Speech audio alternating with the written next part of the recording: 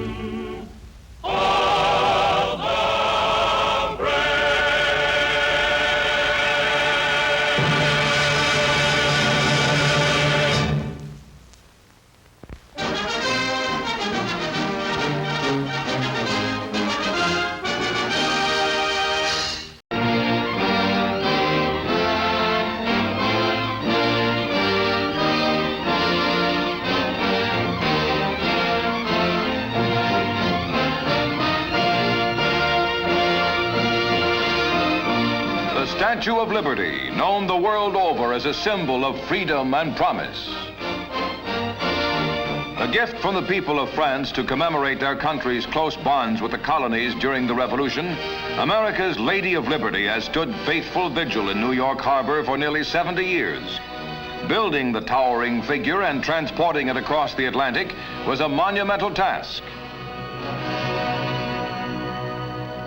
An artist's sketch made in the 1870s reveals how the statue rose over the rooftops of Paris during its construction.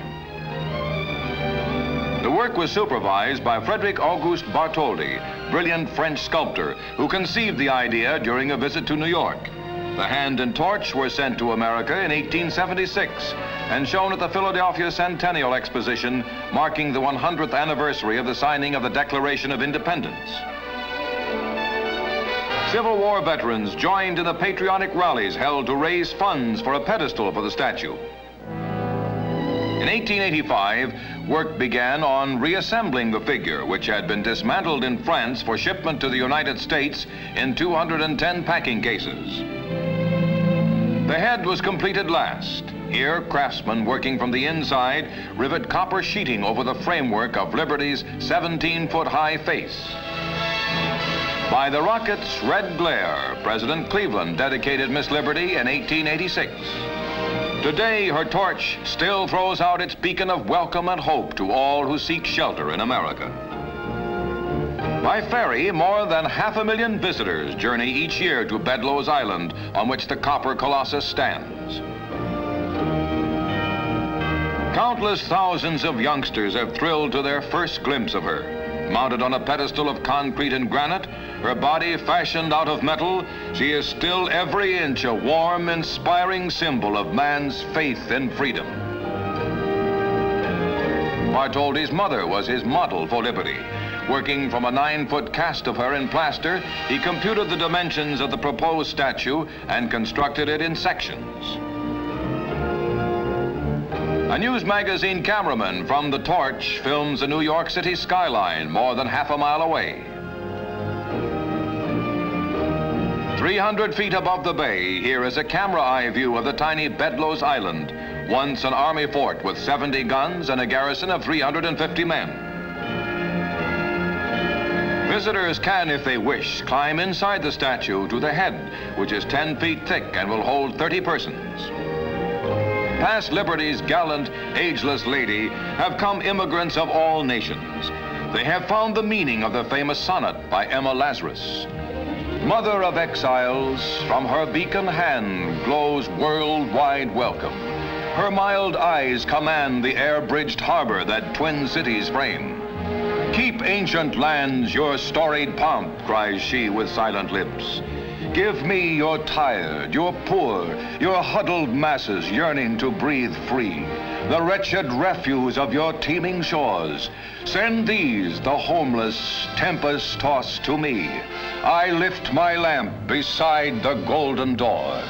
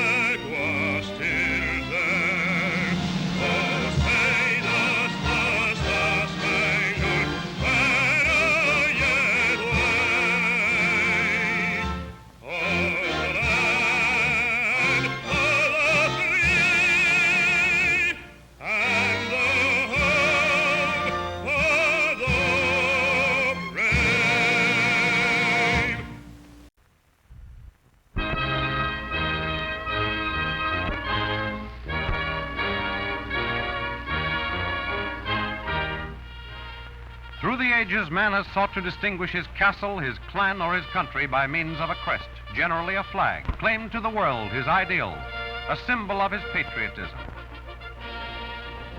The flag of the United States in mine is symbolic of a living country and a government of, by, and for the people. The history of our still young and growing nation is written in every star and fold of our great flag. The great blessing of our birthright is that in this troubled world, there is still a bright spot where borders never change, where peace reigns supreme. The United States of America has become a nation second to none in wealth and influence, in greatness and in power. Our founding fathers sought words to describe the future nation and the flag which typifies it. In the famous preamble to the Constitution, the words "We the people" signify the chain of unity which now welds our vast empire of 48 separate states.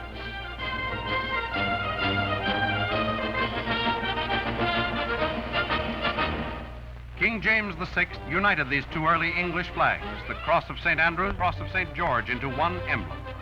This new flag became the famous Union Jack, or King's colors, onto which were made the first settlements in the New World during the reign of James VI. There were many other forerunners of the Stars and Stripes. First, the Union Jack, or King's colors. Then the meteor. The Taunton flag was the meteor flag bearing the word liberty. The Bedford flag used at Concord on April 19, 1775. This is the Moultrie flag, a crescent in a blue field bearing the word liberty. The Bunker Hill flag, one of the Pine Tree flags. The Pine Tree flag used by the Continental Navy. The famous Rattlesnake flag with the warning, "Don't tread on me." The Rhode Island flag, the earliest use of 13 stars in a blue field. And the Cambridge or Grand Union flag. The alternate stripes indicated a dissension from the King's rule. But the Union Jack also indicated a feeling of loyalty to the mother country. A definite break had not yet been made. When General Washington heard that the Declaration of Independence had been signed, he ordered the Grand Union flag flown for this occasion. Congress adopts the Stars and Stripes. A facsimile of the original resolution passed by the Continental Congress June 14, 1777, adopting the flag of the United States. This resolution was proposed by John Adams, later a President of the United States. A significant part of this resolution is the words, 13 stars white in a blue field representing a new constellation. It is in these words that we find the very soul and spirit of the American flag. This resolution of adoption did not prescribe how the stars were to be arranged. As a result, in the beginning, they were arranged in a circle to symbolize the hope that the Union would be without end. The Stars and Stripes was the flag of the states which was carried through the battles of the Revolution and which inspired our soldiers in their long fight for freedom.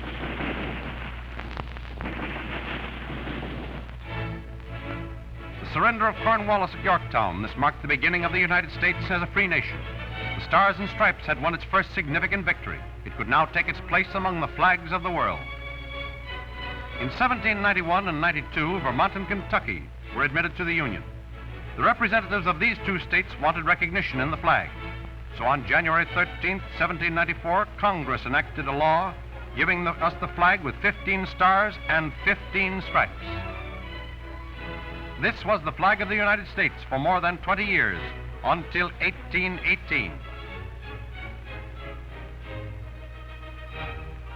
1803, the Louisiana Purchase marked the start of our nation's westward growth beyond the Mississippi.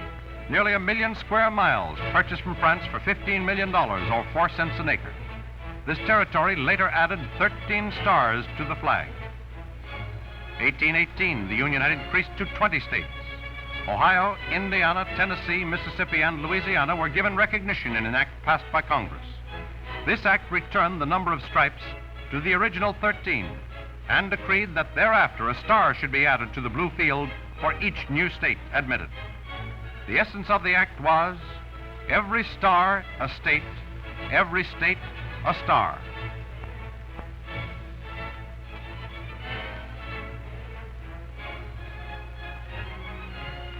As early as 1832, the idea of a railroad line spanning the nation was conceived. At that time, there were only 140 miles of track in the entire country.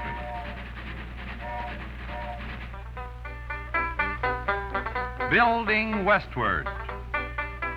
1849, the discovery of gold in California. This exciting news spread rapidly and soon started vast caravans of pioneers westward of wealth and adventure. These were truly the empire builders. Susanna, don't you cry. Oh, Susanna, oh, don't Mama with the banjo on my knee. Oh, Susanna. 1862, Congress had approved the plan for a railroad line from Omaha to San Francisco. The construction of this line was marked with many hardships.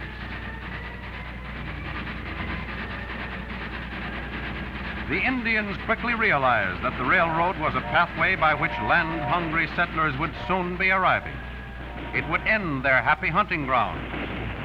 They attacked the construction crews at various points along the line.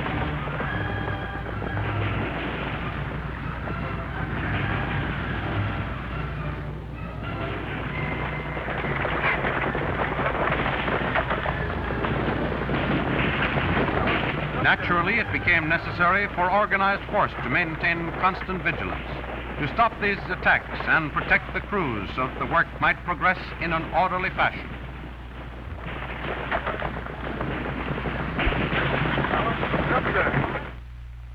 At long last, these empire builders had made it possible to cross the country by rail. The continent was linked from coast to coast. The westward sweep of empire carried with it a wave of new states, more stars for the flag. By 1912, our nation consisted of 46 states. Then, Arizona and New Mexico added their 2 stars to give us our present 48 states.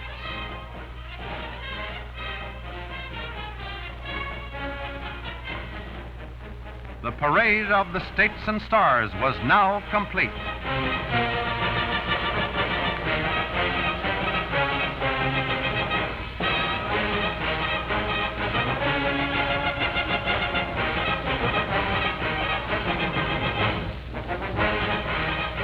On May 30th, 1916, President Wilson established June 14th of each year as Flag Day, the culmination of more than a quarter of a century of effort to engender interest in the observance of Flag Day.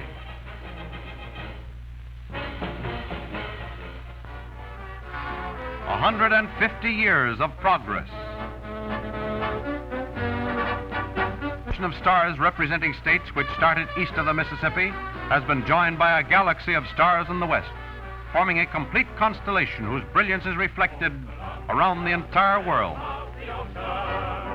The home of the brave and the free, the shrine of the brave devotion, a world open on. And today, from 13 struggling colonies, the Virgin Islands on the east and the Panama Canal Zone on the south, to Alaska on the north, and westward across the Pacific to the Philippines.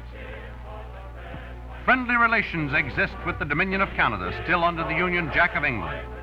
Nowhere else in the world is there 3,000 miles of border which needs no fortifications or soldiers to guard it.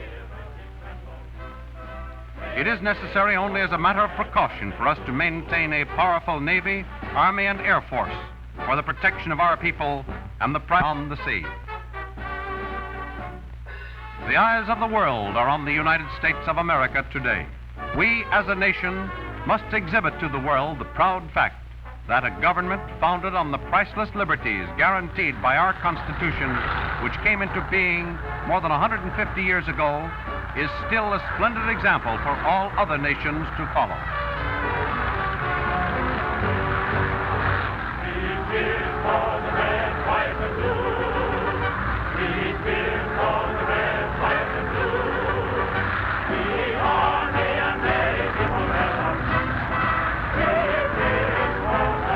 All hail the flag of the United States of America.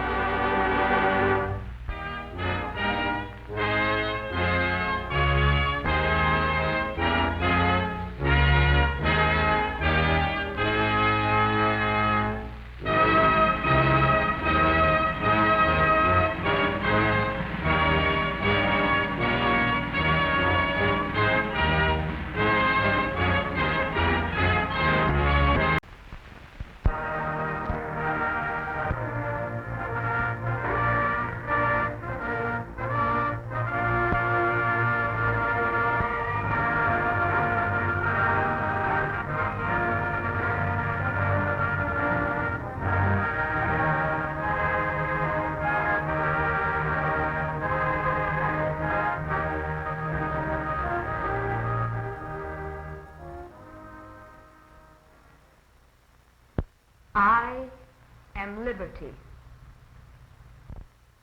I am the living symbol of all women, creeds, and races. I am the hopes and dreams of all mankind.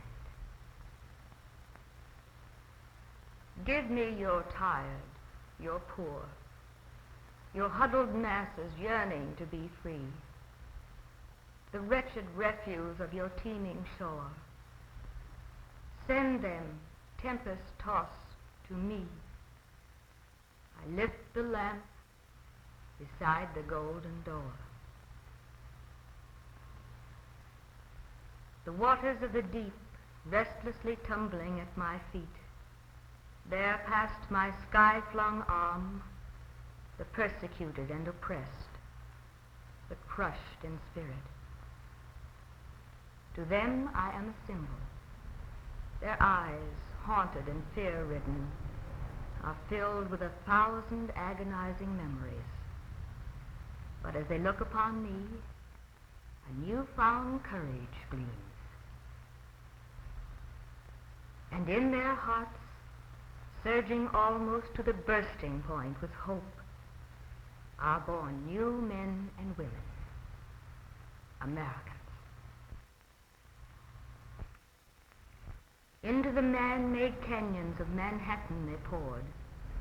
Many were there already, but many more were welcome. They joined the steel of these towers. They carved subways beneath these avenues. Into the tall forests they came with axe and saw and wedge. They knew how to fell a tree to the line and how to spare the nearby sapling.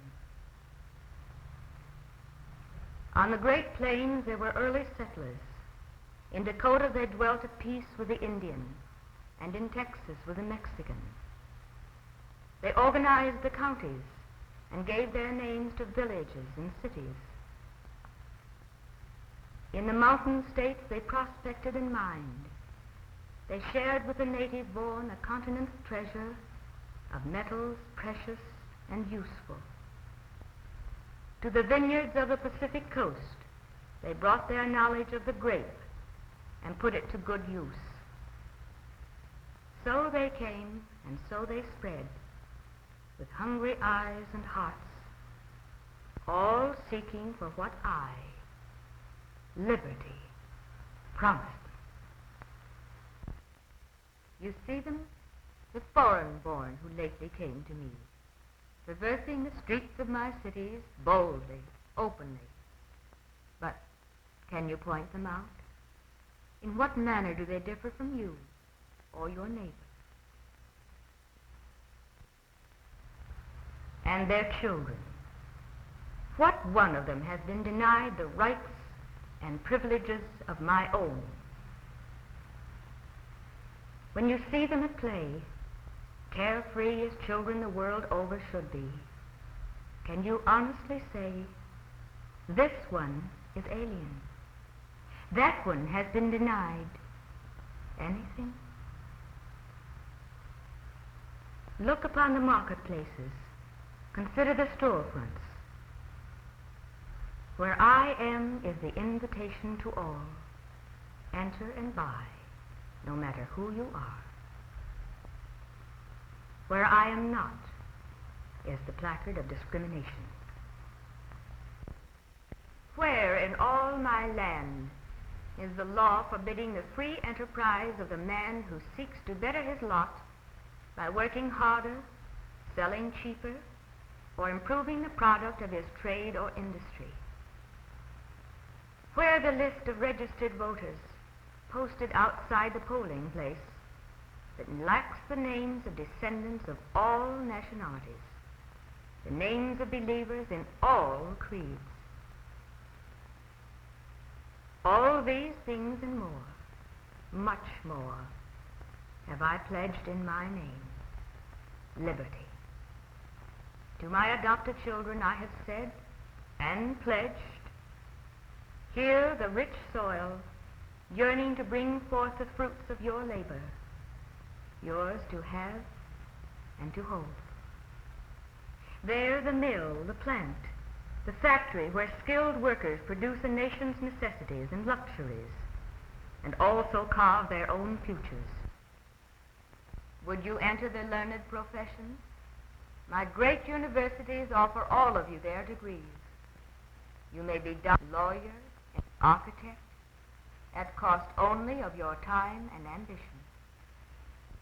Now let us see for ourselves the works and achievements of the foreign-born. We ride upon a great railroad system, founded and built almost single-handed by an untutored immigrant boy.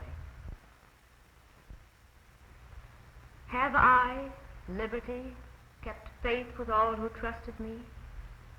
Ask the least of independent tradesmen, or ask his cousin who operates the huge mill, employing thousands of fellow Americans. Ask the keeper of the roadside stand the next time you stop for a hot dog. Ask the merchant who operates the great chain of department stores. Interrogate the little group at the crossroads store, or survey the million opinions of a teeming city. Talk with the unskilled worker on the farm, or converse with the athlete training to win a championship. Go to the well-informed, to the policeman enforcing my laws without fear or favor. Ask the editor of this uncensored newspaper and his reporters and writers. They can tell you there's the right to fair pay, to the American standard of living, to collective bargaining and social security. Theirs are the freedoms: freedom of speech, freedom of worship, freedom of economic enterprise, and most important of all, freedom from fear. Fear of the state or its laws. Theirs are the rights to come and go, to speak or be silent, the right to education, to equality in the courts of justice, to rest and recreation in the nation's playgrounds, to adventure. Yes, the adventure of progress. My sons and daughters, yours is an opportunity given to few among the teeming millions upon this planet. The dim trail ahead may not be always smooth, but at its end is a broad highway, a better way of life, not only for ourselves, but for all peoples everywhere. Together we shall climb the heights and look upon that clean and decent world, the democratic world. For so long as in your hearts you wish to have me with you, so long as you want me so much that you will fight for me, if need be, die for me, but above all, live for me, then I shall be with you.